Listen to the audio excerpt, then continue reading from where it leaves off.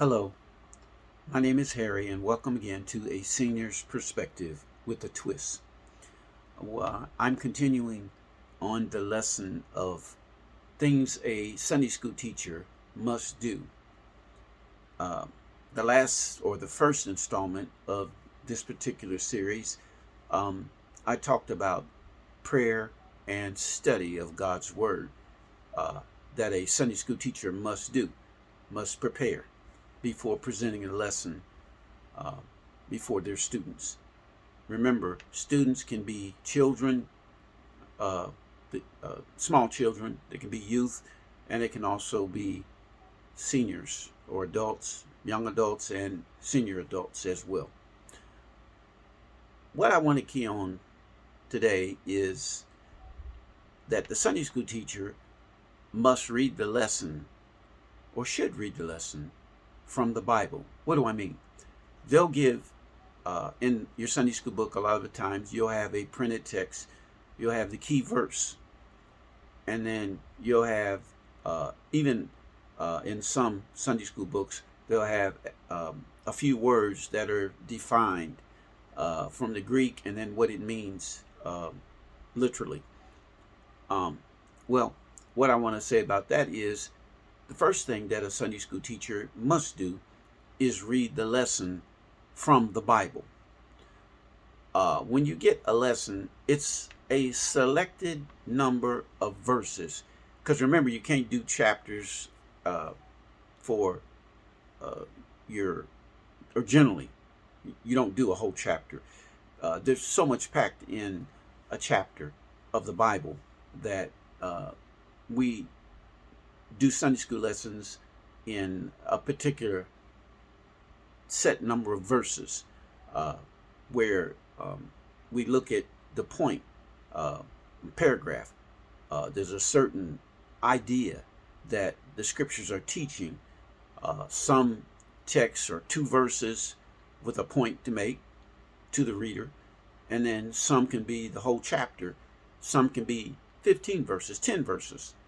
But the Sunday school lesson, generally speaking, has, as I said, a short number of verses with a point that it's trying to make.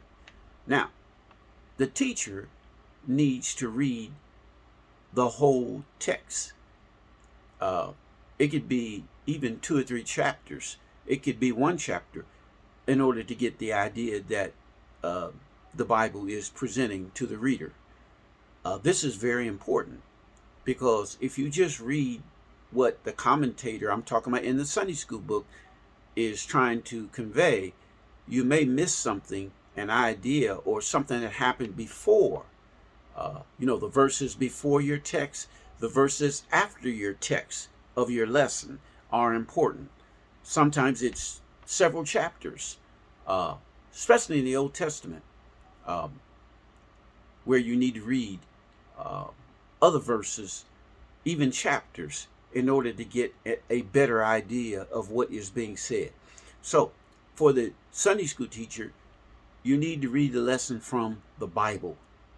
Then you take the Sunday school lesson, because the Sunday school lesson has verses that are listed, but it also has the commentator of that particular lesson